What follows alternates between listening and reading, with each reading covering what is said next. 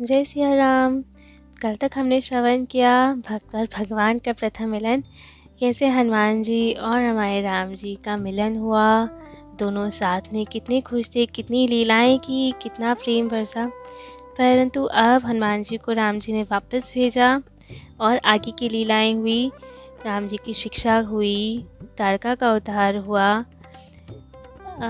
माता जानकी से उनका विवाह हुआ, राज्याभिषेक की तैयारी हुई और उसी बीच वनवास लीला हुई।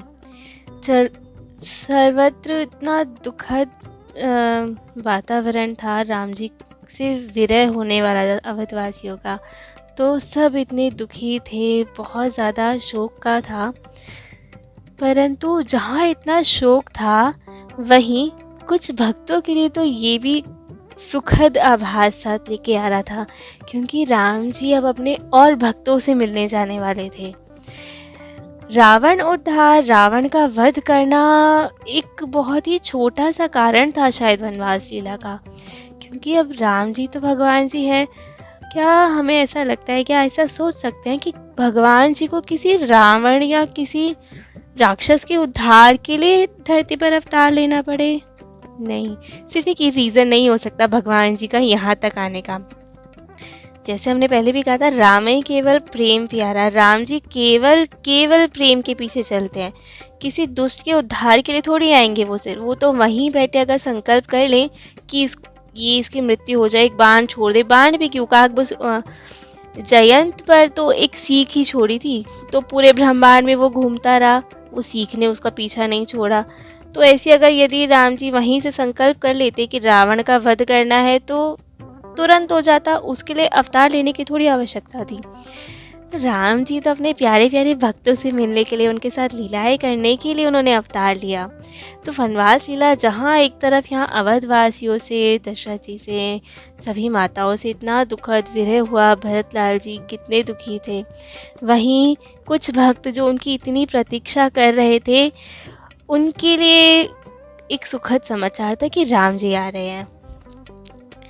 तो कितने ही भक्तों से मिलने थे, कितने भक्तों के लिए राम जी ने अवतार लिया वनवास लीला की, जो राम जी तक नहीं पहुंच सकते थे शायद। कितने कोल भील थे, वनवासी थे, जिनको तो दुर्लभ था राम जी के दर्शन। वो कहाँ अयोध्या उन्हें पता थी और कहाँ यहाँ जाते, वो तो सुदूर जंगल में थे, भजन तक नहीं जानते थे, राम जी को भी नहीं जानते थे। राम जी ने उन्हें भी दर्शन दिए। शबरी जी कब से प्रतीक्षा कर रही थी कि राम जी आएंगे, सुतीक्ष्ण जी, शरभंग जी, और तो हनुमान जी राम जी के सबसे प्यारे भक्त जो राम जी की प्रतीक्षा कर रहे थे। तो वनवास लीला हुई, वनवास लीला में भरत मिलाप हुआ, माता जानकी का हरण हुआ, तब शबरी जी से भेंट, हनुमान जी से भेंट हुई। अब हनुमान जी से भेंट हुई, हनुमान जी राम काज के लिए ही तो अवतार लिया है, तो हनुमान जी ने माता की खोज की और युद्ध की तैयारी हुई। परंतु जब खोज हुई तो पता चला कि माता जानकी को तो रावण 100 योजन के समुद्र के पार लंका में ले गया है। अब प्रश्न उठा कि कैसे ये समुद्र पार किया जाए। तो समुद्र देवता की आराधना की गई, वो नहीं माने तो क्रोध भी किया गया। तब समाधान निकला कि राम नाम से तो पत्थर भी तर जाते हैं, तो क्यों ना सेतु बंधन लीला की जाए। तो राम जी चाहे तो अपने संकल्प से भी सेतु बना सकते थे, बट सभी वानरों को श्रेय देने के लिए, उनकी जग में खूब बढ़ाई, उनका यश फैले, इसलिए सेतु बंधन लीला हुई, एक उदाहरण स्थापित करने के लिए। तो फिर अब सेतु बंधन लीला हुई और सब वानर दूर दूर से पत्थर लाने लगे, बड़ी बड़ी शिलाएं लाने लगे, सुमेर गिरी तक चले गए और शिलाएं लाने लगे। और वहाँ पे प्यार से हनुमान जी सभी शिलाओं पे राम नाम लिखते और नल नील उसे पुल बनाते। अब पुल में पत्थर इधर उधर भाग रहे थे, अब वो डूब नहीं रहे थे लेकिन जुड़ भी नहीं रहे थे। तो किसी शिला पे रा लिखा जाता, एक पे म लिखा जाता, तो वो आपस में जुड़ते जाते और सेतु बनता जाता। अब पत्थरों ने हनुमान ने सोचा चलो मैं भी लेके आता हूँ थोड़े से पत्थर। तो हनुमान जी उड़े दूर तक कि यहाँ के तो पत्थर, अब 100 योजन समुद्र था, मतलब 1200 किलोमीटर लंबा और 120 किलोमीटर चौड़ा, इतना चौड़ा समुद्र में इतना चौड़ा सेतु बनाना था उन्हें, तो कितनी सारी शिलाएं चाहिए थी। तो हनुमान जी उड़े उत्तर की तरफ और पहुंचे द्रोणगिरी, जहाँ पे गोलोक से आए हुए अवतरित गोवर्धन गिरी जी भी थे। अब हनुमान, वो द्रोणगिरी जी के ही एक भाग है, उसके पार्ट है। तो हनुमान जी ने वो उखाड़ लिए गोवर्धन जी और लेके चलने लगे। अब उन्होंने गोवर्धन जी को बहुत बुरा लगा कि आप मुझे क्यों ले जा रहे हैं यहाँ से, मैं यहीं मैं स्थित हूँ और मैं यहाँ से दूर नहीं जाना चाहता। चाहे मैं पर्वत हूँ लेकिन मुझे यही अच्छा लगता है, यहाँ सारी पर्वत श्रृंखला है, सब मेरे भाई बंधु इधर ही हैं, तो मुझे मत ले जाइए। हनुमान जी ने बड़े प्यार से उन्हें समझाया कि अरे तुम्हें राम काज के लिए ले जा रहे हैं, सोचो तुम्हें भगवत दर्शन होंगे, राम जी अपने कोमल कोमल चरणों से तुम पर चलेंगे, स्पर्श करेंगे, तुम्हें राम जी का स्पर्श मिलेगा और राम जी के काम आओगे तो तुम्हारा तो उद्धार हो जाएगा। अब उन्हें इतना प्रलोभन दिया गया ना गोवर्धन जी को कि बस उन्होंने तो खुश हो गए कि हाँ चलो, और राम काज में काम आएंगे, प्रभु के दर्शन भी होंगे, वो हम पे अपना कोमल कोमल चरण रखेंगे तो क्या आनंद आएगा। अब हनुमान जी उन्हें लेकर उड़े। उड़ते उड़ते रास्ते में ही घोषणा हो गई, राम जी द्वारा घोषणा की गई कि अब जो भी वानर जहाँ भी है और जो शिलाएं उनके हाथ में है वो वहीं छोड़कर वापिस आ जाए, क्योंकि सेतु निर्माण का कार्य पूरा हो गया है और शिलाओं की आवश्यकता नहीं है। अब हनुमान जी ने भी घोषणा सुनी और गोवर्धन जी को वहीं उतारने लगे।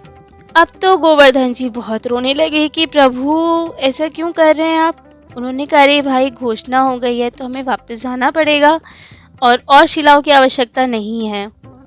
तो वो तो बहुत रोए कि आप मुझे वहाँ से भी ले आए हो, जहाँ मेरा स्थान था मैं वहाँ पे अब जुड़ भी नहीं सकता, आप तो मुझे उखाड़ लाए हैं और आप मुझे भगवत दर्शन भी नहीं कराएंगे जिनका प्रलोभन देकर आप लाए हैं।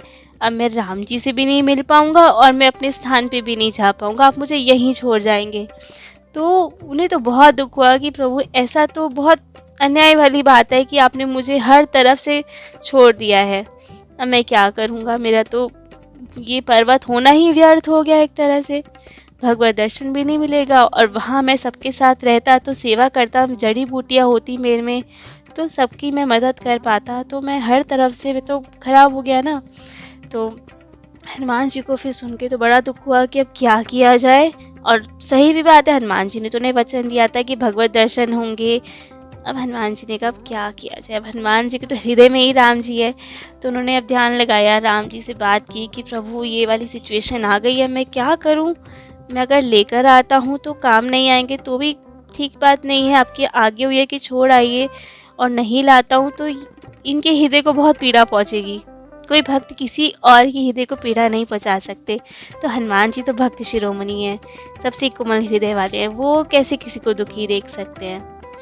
तो राम जी ने सोचा कि ठीक है, राम जी ने कहा कि ऐसा कीजिए, आप उन्हें 2 ऑप्शन दीजिए, तो जो उन्हें उचित लगेगा वो उसी को चूज करेंगे और वैसा ही व्यवहार किया जाएगा। तो राम जी ने कहा उनसे कहिए कि या तो उन्हें अभी दर्शन करने हैं तो ठीक है, आप आ जाए उन्हें लेकर, और यहाँ पे हम पुल में, सेतु में कहीं ना कहीं उनका उपयोग कर लेंगे, दिखी जाएगी कहाँ होंगे और हमारे दर्शन मिल जाएंगे उन्हें, और ठीक है, हो जाएगा काम।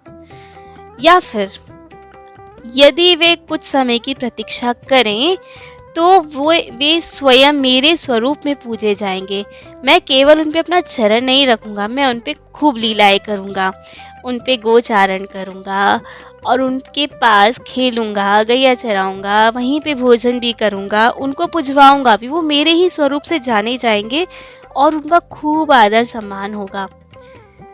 तो हनुमान जी ने बताया गोवर्धन जी को कि राम जी ने ये 2 ऑप्शंस दिए हैं, अगर आप प्रतीक्षा कर सकते हैं कुछ समय के लिए तो ये ऑप्शन है कि अभी तो केवल ही दर्शन मिलेगा और शायद 1 सेकंड का स्पर्श मिल जाए, लेकिन बाद में तो भगवान बहुत लीलाएं करेंगे आपके साथ और खूब ही आनंद मिलने वाला है आपको। तो अब बताइए कि अभी चलना है या प्रतीक्षा करेंगे। अब गोवर्धन जी ने कहा कि हाँ, मेरी वहाँ ज़रूरत भी नहीं है और राम जी चाहते भी नहीं है कि मैं भी आऊँ, क्योंकि उन्होंने आदेश दिया है कि वहीं छोड़ आओ।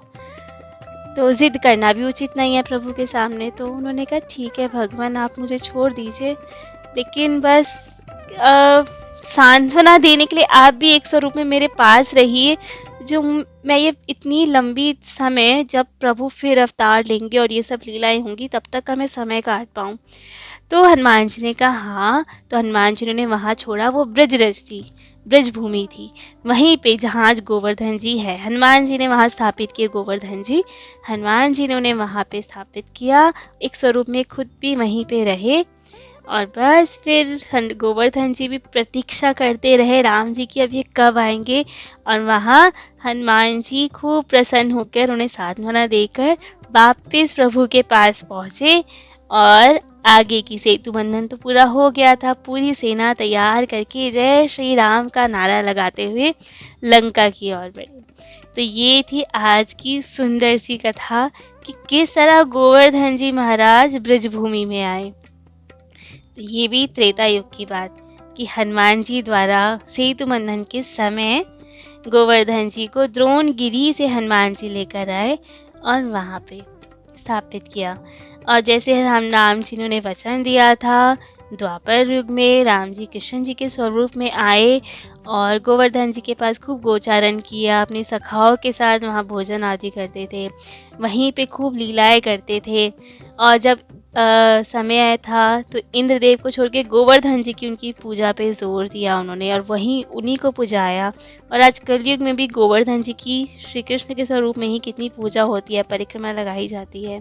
तो इस तरह राम जी ने उन्हें वचन दिया, वो द्वापर युग में और अब कलयुग में वे पूरा कर रहे हैं। तो आगे की लीलाएं कल श्रवण करेंगे। जय जय श्री सीताराम।